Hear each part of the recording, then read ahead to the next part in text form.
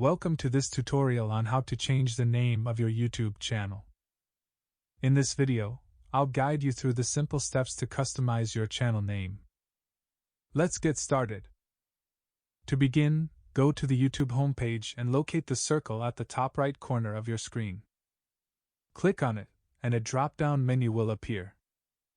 In the menu, you'll see options like Your Channel YouTube Studio and Switch Account. Click on YouTube Studio. Once you're in YouTube Studio, look at the left side of the screen. You'll find a vertical menu with various options. Scroll down until you see Customization. Click on it. Within the Customization menu, locate and click on Basic Info. This is where you can make changes to your channel's name. Finally, you'll see the channel name field.